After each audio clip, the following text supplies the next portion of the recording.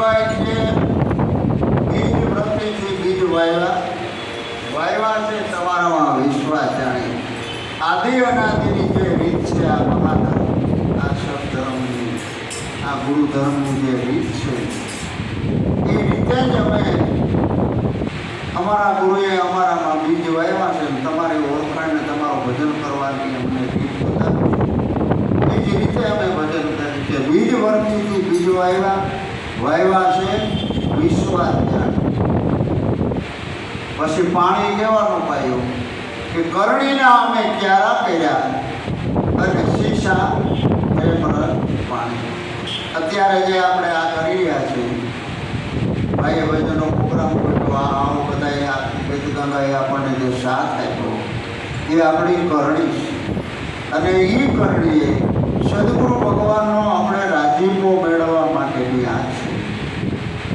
તો એનો રાજીપો મેળવવો હોય તો જે કાંઈ કરવું ને એ પ્રેમથી કરવું. પરિબ્રહ્મ પરમાત્મા દયાળો દયાનો સાગર કરવાનો બનાર આદિનારાયણ જે સૃષ્ટિનો સર્જનાર પૂર્ણ પુરુષોત્તમ અક્ષર બ્રહ્મ એ એટલો બધો દયાળુ છે કે જેની વાત કરવામાં એના જેવો શતાધીશ, એના જેવો ધારણાવાળો, એના જેવો વિવેકી, એના જેવો દાતાર આ જગતમાં કોઈ નથી. કોઈની પાસે માગવું હોય તો કોઈની પાસે માગતા નહીં, માગવું હોય તો પરિબ્રહ્મ પરમાત્મા પાસે મગાય. કારણ કે જેની પાસે હોય એ જ તમને આપે. પણ એની હારોહાર પ્રશ્ન એટલો છે કે એ દાતાર તો છે પણ હારોહાર એટલો બધો એ શ્યામો છે કે કોઈનો ક્ષેત્રો ક્ષેત્રાય નથી. કાંઈ ગાદીમાંથી જે મોટી મોટી વાતો કરી ફરિયાદ કરી કે હું સંત છું તો બધા વિશ્વાસુ માણસ છે ને એ સ્વીકારી લે. પણ અવિનાશીને બધી ખબર છે કે હાથીની ઘોડે સાવવાના બીજા અને દેખાડવાના બીજા. એટલે કરણીના અમે ક્યારા કર્યા ને શીશા છે પ્રેમ રસ પાણી. પ્રેમથી કાર્ય કરો. કોઈને ઘરે જાઓ તો પૂરેપૂરા પ્રેમ ને ભાવથી જાઓ. કોઈને ઘરે બોલાવો તોય પ્રેમથી બોલાવવા. કારણ કે પ્રેમની જ્યાં લેતી દેતી એટલે આપણે થાય આમ અમે ત્યાં પરિબ્રહ્મ પરમાત્મા નિર્ગુણ સ્વરૂપે એટલે આનંદ સ્વરૂપે ત્યાં પ્રગટ થાય. એટલે આપી ગઈકાલ ક્યાંય તો થોડા હતા પણ આનંદ આવ્યો. એનું કારણ કે ગરદણીએ પ્રેમથી બોલાવ્યા, આવવાવાળા પ્રેમથી આવ્યા અને ભેરા મળી જે આખા જગતનો કલ્યાણ કરનારો છે એના આપણે ગુણગાન ગાયા કાલી ગયેલી વાણીમાં. એટલે એનો આપણે રાજીપો મળ્યો. એટલે એની આનંદ રૂપે કૃપા આપણામાં બધેનો વરસાદ. એટલે બાપા કહેતા કે તમારે હવે ક્યાંય આડાવડું થવા પડવું, સીધી સડક છે. હવે રેજો ગળક બે ધડક મોક્ષ અને મુક્તિના તમને સાધને આવે અને હારે હારે એનો કેમ ઉપયોગ કરવો એની પણ રીત પણ અમે આપી. પછી જે ઉગી છે આ અમરવેલી જગતમાં 33 કરોડ દેવતા છે એ ક્યાંય ના ક્યાંયથી આડાવડા થઈને ભેરા થઈ જાય. ઉગી અમરવેલી તો એની પાયલું પ્યાસે. જેની જેની સુરતા જ્યાંથી પ્રગટ થઈ છે ત્યાં જે સાધકની સુરતા પહોંચી જાય ને એને ઉગી કહેવાય. ઉગી છે અમરવેલી પાયડું વિને પ્યાડે મેલી. આપણી ગંગાના જીવન સમાજના જીવન કરતાં થોડા કંઈક અલગ હોય. આપણામાં ધારણા હોય, આપણામાં વિવેક હોય, આપણામાં યુક્તિ હોય, આપણામાં ક્ષમતા હોય, પ્રેમ હોય, ભાવ હોય, ત્યાગ હોય, વિરાગ હોય. તો જગત ગુરુ બાળકો હવે નજર તો કરે જ છે. કોઈ પ્રેમથી કરે છે અને કોઈ લક્ષ્ય જોવા કરે કે આ ગુરુ ગુરુ કરે પણ એમાં કંઈ ફેર પડ્યો નથી. જો આપણો ફેર દેખાય તો તરત જ તમને પૂછે કે આપણે તમારા ગુરુ પાસે લઈ જવા. તો તમે ધમ પસારા કરતા રાખો, તમે સદાય આનંદમાં રહ્યો, કંઈ આડાવડા થતા નથી, તમારી સ્થિતિ કંઈ ફેરફાર થતી નથી. આ તો છે હું કે ભાઈ અમારા ગુરુનો પ્રતાપ.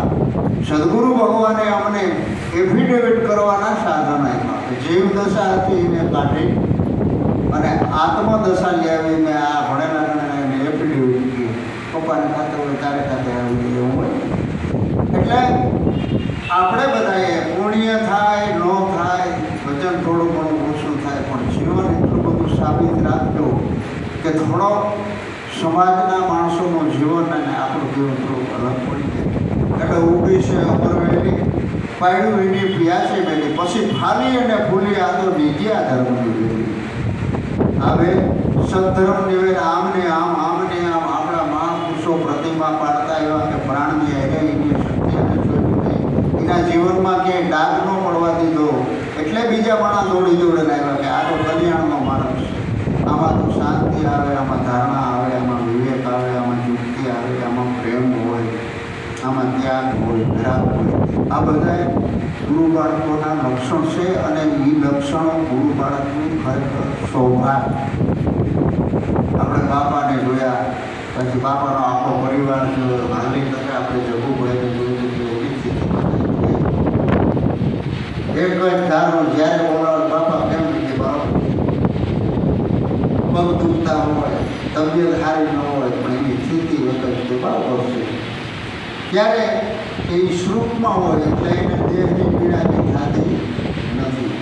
આ સ્થિતિ ધીમે થતાં આપણે આવવું જોઈએ તો બીજો આમાં આવશે.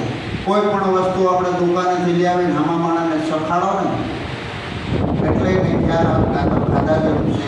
આપણું ગુરુ બાળકોનું જીવન છે ને એ જ બીજાને આમાં લઈ આવશે. કોઈ પુરુષ એક આપણા કહેવાથી આવી જાય તો એ પામર છે, એને સદગુરુ મહારાજ જિજ્ઞાસુ બનાવે, જિજ્ઞાસુ બનાવ્યા પછી એટલે એ અધિકારી બને અને અધિકારી જે છે એ આમ એ જેનું બી હવે બીજાનો કોઈ અધિકારમાં છે. એ માટે જે કાંઈ થાય થોડું ખર્ચા કરી આપણે, પણ ન થાય તો જીવન સાબિત રાખવાનું છે. આપણા જીવનની બને ત્યાં સુધી ક્યાંય ફરિયાદ આવવી ન કરી. ભક્તિના માર્ગમાં એટલું જ અઘરું છે અને જેને ફાવી ગયું એને એમ કહી દીધું કે ભક્તિનો માર્ગ ફૂલ કરી પાકડી. અને જેને જીવન બદલાવવું નહોતું, જેમ જીવતા એમ જ જીવું હતું, પાર્ટીઓ કરવતી ખાણીપીણીને આ તે બધું એની એમ કહી દીધું કે ભક્તિ ન થાય, ભક્તિ તો થાય. તો આ બેનો હતું જેને કાંઈ કરવું નથી, જીવનનો બદલાવ લાવવો નથી, સદગુરુને શરણે જવું નથી, એને આધીન થવું નથી, મારું હું કરું દુર્યોધનની જોડે જે કંઈ કરી લો પાછો શું કહીએ એને ખાડાની ધાર છે. અને જે મનખો સફળ કરવા માટે, અવતારને લગાડવા માટે અને જન્મ મરણનો જરૂર ટાળવા માટે જે ગુરુ શરણે ગયા ને એ તો સીધા સ્થિર છે અને વિશ્વાસ મૂકી દીધો કે હવે મારો ગુરુ મારા ઘરે, મારે તો ફક્ત મારી ફરજ બજાવવાની, હાથથી કામ ધંધો કરી આવે એમાંથી જે કાંઈ મળે એ પરિબ્રહ્મ પરમાત્મા સદગુરુ ભગવાનની પ્રસાદી માંડી અને આખું ઘર થાય ને આંગણે કોક આવી ગયું તો બધું એને ખવડાવે એવી સ્થિતિ બધાય. પણ જેના કર્મો જેવા ઊંધા છે એ કોઈ કાળે તમે સાચી વાત કરો એટલે એને ઊંધી નથી, સાચી વાત કરો ઊંધી નથી, એમાં એનો દોષ નથી. ભગવાન એટલે નિરલભાઈ કે તું બધે પાછો આવ્યો છે,